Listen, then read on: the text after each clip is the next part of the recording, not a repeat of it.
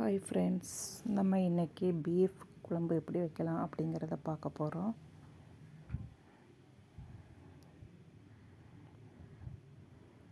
ஒரு பாத்திரத்தில் கொஞ்சம் ஆயில் விட்டுட்டு இஞ்சி பூண்டு பேஸ்ட்டு போட்டு நல்லா பச்சை வாசனை போகிற வரைக்கும் வதக்கிடணும்.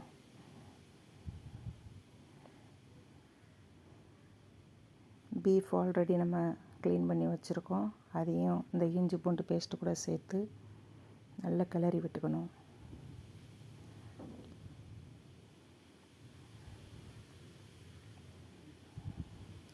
அது கூட ஒரு ஸ்பூன் மஞ்சள் பொடி, ஒரு ஸ்பூன் உப்பு போட்டு நல்லா கிளறி விட்டுக்கோங்க.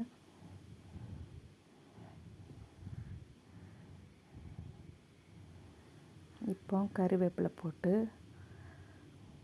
மூடி வச்சுருங்க. ஒரு கடாயில் ஆயில் விடாமல் பிரியாணி மசாலா போட்டு நல்லா வறுத்துக்கோங்க. லைட்டாக பொன்னிறமாக வந்த உடனே அதை பொடி பண்ணி வச்சுக்கணும்.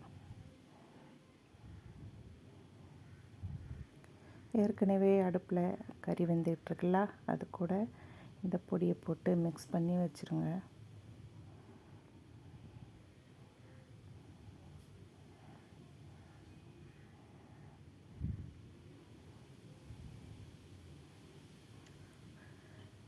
இப்போது கடாயில் கொஞ்சம் எண்ணெய் ஊற்றி 3 வெங்காயம் நறுக்கி நல்லா வதக்கிடணும்.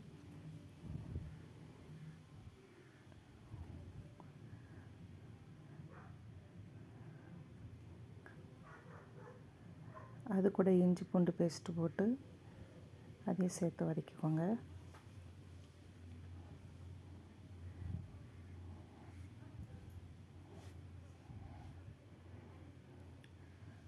ஒரு 3 தக்காளி கட் பண்ணி அதையும் சேர்த்துக்கோங்க.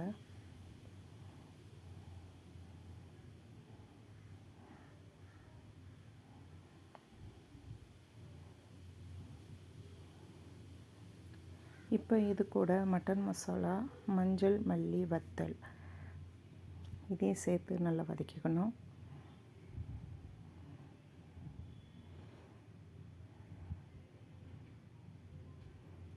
நல்லா வேக வச்சதுக்கப்புறம்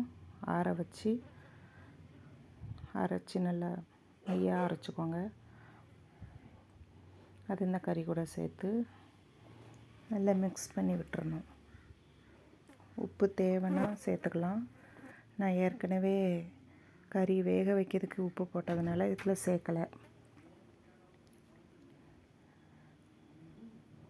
இப்போ மசாலா நல்லா மிக்ஸ் ஆகிட்டு